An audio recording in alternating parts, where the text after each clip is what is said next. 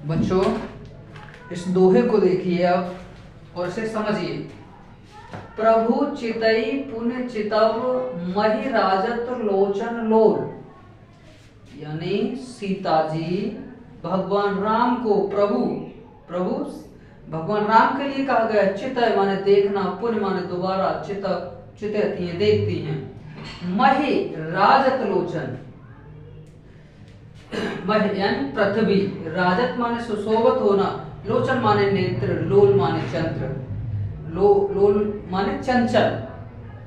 जब वो भगवान श्री राम की तरफ वो देखती हैं तो शर्म के मारे अपनी आंखें झुका करके उन चंचल नेत्रों को पृथ्वी की तरफ, नीचे धरती की तरफ कर लेती हैं।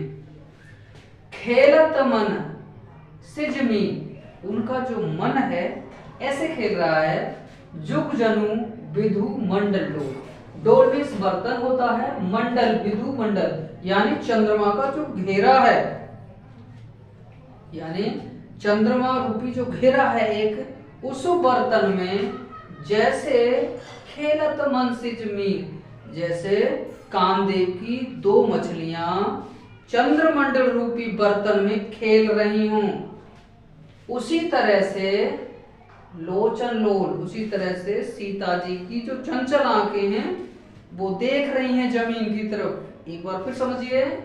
प्रभु चितय पुण्य चितय महि राजत लोचन लोल, प्रभु माने भगवान श्री राम को सीता जी देखती हैं, बार बार देखती हैं, और क्या होता है, वो शर्मा करके अपनी आंखों को महे धरती की तरफ राजत सुशोभित करती हैं। लोचन आंखों, लोल माने चंचल, अपनी चंचल आंखों को जमीन की तरफ कर लेती है, धरती की तरफ कर लेती हैं।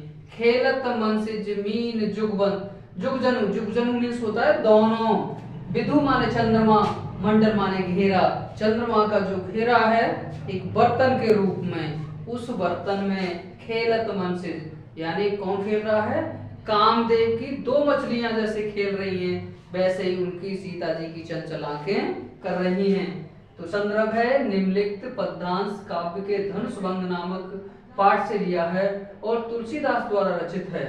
व्याख्या है, श्री राम को देखने के बाद सीता जी लोक मर्यादा के कारण अपनी नजरें झुकाकर पृथ्वी की ओर देखने लगती हैं। उस समय उनके चंचल नेत्र ऐसे सुशोभित हो रहे हैं मानो चंद्रमंडल रूपी डोल में कामदेव की दो मछलियां खेल रही हों।